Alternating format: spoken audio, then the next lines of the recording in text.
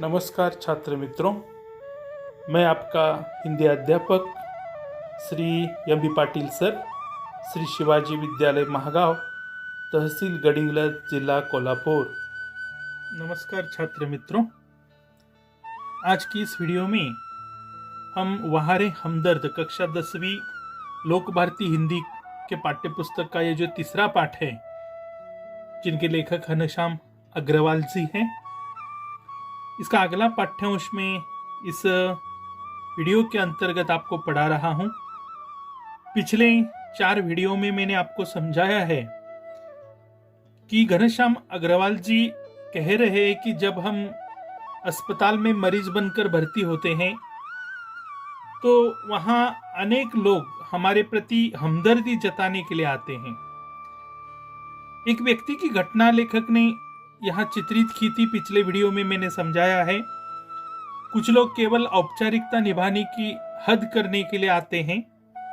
एक व्यक्ति ऐसा ही आया था लेखक के कमरे में और उनके छाती पर अर्थात अपना मुंह गड़ाए रो रहा था और कह रहा था कि मैं शायद गलत कमरे में आया, मुझे पता नहीं कि यहाँ आप सो रहे हैं, माफ करना। अर्थात वो अपनी गलती के लिए माफ कर रहा था, माफी मांग रहा था। पहले बहुत सा रो रहा था, इतना रो रहा था कि मानो उस व्यक्ति के प्रति अर्थात घनश्याम अग्रवाल जी के प्रति उनको कितनी सहानुभूति है। जब उन्होंने अपना मुंह उठाकर देखा कि यहाँ कोई और सो रहा है तो लेखक से वे माफी मांगने लगा, माफ करना, मैं गलत कमरे में आ गया था। लेखक उसका वाक्य सुनकर मन ही मन में बहुत हंसे, सोचने लगे कि ये लोग ऐसे बिना देखे क्यों मिलने आते हैं, ऐसी झूठी हमदर्दी क्यों दिखाते हैं। और ये माफी मांगने वाला व्यक्ति आगे कह रहा था कि आजकल लोग ठीक से पता भी नहीं, आप आजकल लोग ठीक से बताती भी नहीं, मतलब पता ठीक से बताती भी नहीं। अर्थात उसने नीचे किसी को पूछा होगा कि अमुक व्यक्ति का कमरा किधर है, लेकिन बिना देखे वह लेखक के छाती पर मुंह रखकर, सिर रखकर रो रहा था। वह आगे कह रहा था कि गुप्ता जी का कमरा शायद बगल में है। मतलब वह व्यक्ति गुप्ता नाम के मरीज को देखने आया था और गुप्ता जी का कमरा समझकर लेखक घनश्याम अग्रवाल जी के कमरे में घुसकर उनके प्रति सहानुभूति दिखा रहा था। ऐसी ही औपचारिकता निभाने की हद कुछ लोग करते हैं। थोड़ी देर बाद हुआ क्या देखो, वह हंसते हुए चला गया।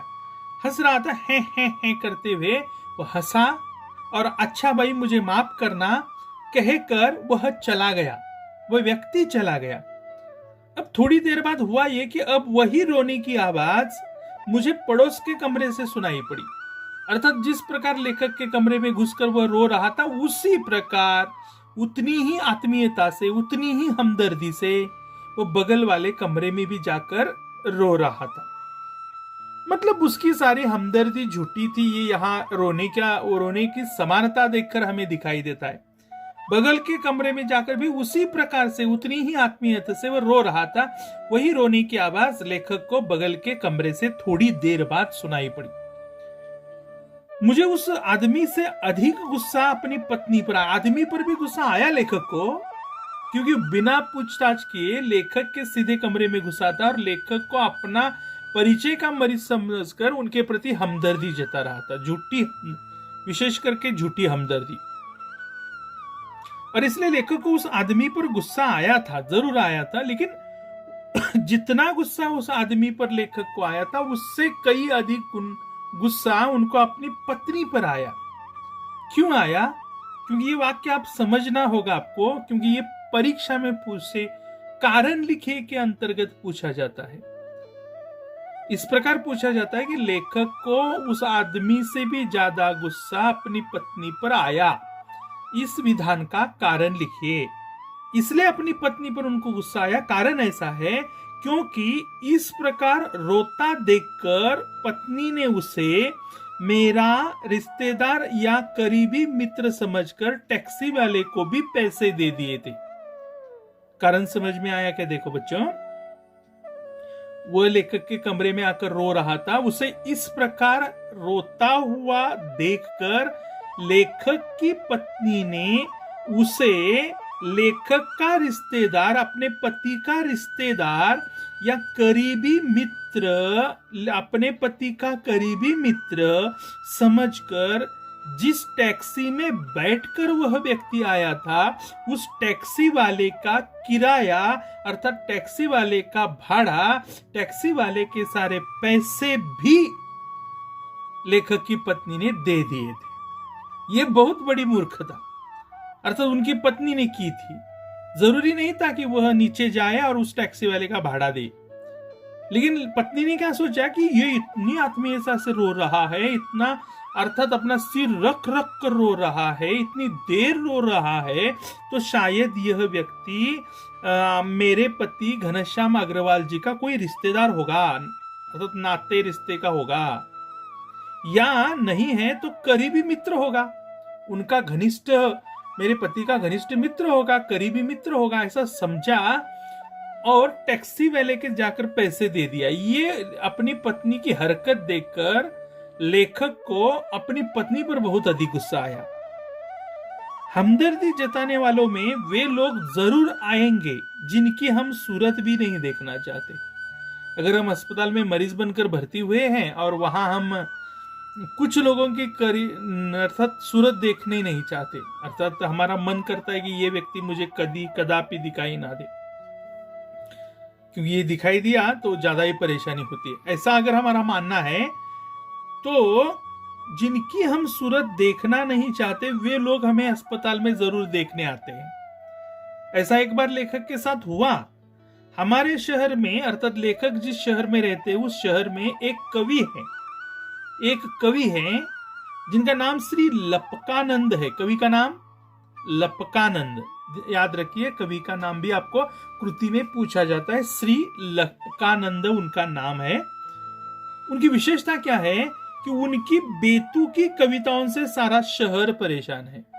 कैसी कविता करते हैं वे? बेतुकी, तुकी, तुक यानी अर्थ, बे यानी नहीं। जिन कविताओं में कोई सार नहीं है, कोई गर्भितार्थ नहीं है, कोई अर्थ नहीं है, कोई मार्मिकता नहीं है, कोई भाषिक सौंदर्य नहीं है, ऐसी बेतुकी कविताएं करने में वे माहिर है। कविताएं उनकी बेतुकी होती है, फालतू होती है, बेकार की होती है। और ऐसी बेकार कविताएं, बेतुकी कविताएं वे जबरदस्ती से लोगों को सुनाते हैं और इसलिए उनकी कविताएं सुन सुनकर सारा शहर परेशान है। और इसलिए लेखक चाहते थे कि ये कवि मुझे अस्पताल में कभी नहीं मिलने आना चाहिए, लेकिन वो मिलने आया। मैं अक्सर उन्हें दूर से देखते ही भाग खड़ा होता। जब जब वो व्यक्ति लेखक के सामने आता है वह लेखक दूर से भाग जाते हैं। अगर कभी रास्ते में मुलाकात हुई तो लेखक रास्ता बदल देते हैं उसे टालने के लिए। जानता हूं कि भी क्यों रास्ता बदलते, क्योंकि वो क्यों टालते हुए, क्योंकि जानते हैं लेखक कि जब भी मिलेंगे, ये लपकानंद जब भी मिलेंगे 10-20 कविताएं पिलाए बिना बिल्कुल नहीं छोड़ेंगे। कितनी कविताएं पिलाए बिना नहीं छोड़ेंगे? 10-20 कविताएं पिलाए बिना। लेखक ने जानबूझकर शब्द प्रयोग किया है बच्चों, पिलाए बिना। पिलाए बिना क्यों कहा गया है? क्योंकि वैसे तो कविता पिलाई नहीं जाती, कविता सुनाई जाती है। फिर भी लेखक ने यह शब्द प्रयोग किया है क्योंकि वे जबरदस्ती से लोगों को कविताएं सुनाते हैं। लोग नहीं सुनना चाहते तो भी सुनाते हैं, और इसलिए उनकी जबरदस्ती देखकर लेखक ने शब्द प्रयोग किया है कि जब भी मिलेंगे लपकानंद 10 या 20 कविताएं पिलाए बिना बिल्कुल नहीं छोड़ेंगे। एक दिन बगल में अपना झोला दबाए वे मुझसे मिलने के लिए आ पहुंचे। अपने बगल में झोला दबाया, झोला यानी उनका थैला, कवि है ना वे, तो उनके कंधे को एक थैला लटका रहता था, लंबी अर्थात लंबा ऐसा थैला उनके अर्थात कंधे पर लटका रहता था। उस थैले में वे कुछ पुस्तकें, कुछ बहियां अर्थात कुछ कापियां रखते थे, और वह बगल में अपने झोला यानी थैला दबाए लेखक से मिलने के लिए वह अस्पताल आ पहुंचे। अब देखिए, सोचिए आप, वे कवि हैं और लेखक को मिलने आए हैं, तो जबरदस्ती लेखक को कविताएं सुनाए बिना नहीं छोड़ेंगे आज। तो इस प्रकार वे मिलने आए आ पहुंचे हैं। लेखक सोच रहे थे कि ये मुझे मिलने के लिए नहीं आने चाहिए व्यक्ति, ये लपकानंद मुझे मिलने के लिए नहीं आने चाहिए, लेकिन वे आ पहुंचे। देखो, तो यहां तक मैंने आपको इस वीडियो में पाठ समझाया है बच्चों, इसका आकलन करने का प्रयास कीजिए। अगले वीडियो में मैं अगला पाठ्यांश वहारे हमदर्द पाठ का समझाने का प्रयास करूंगा। यहाँ रुकने का कारण आप बच्चों अच्छी तरह से जानते हैं, वीडियो की लंबाई मैं छोटी करना चाहता हूं ताकि भेजने में आसानी हो, सरलता हो, इसलिए मैं यहाँ रुक रहा हूं बच्चों। तो फिर मिलते हैं अगले वीडियो में, तब तक के लिए आप मुझे विदा दीजिए। आपका दिन शुभ रहे, मंगलमय रहे। धन्यवाद।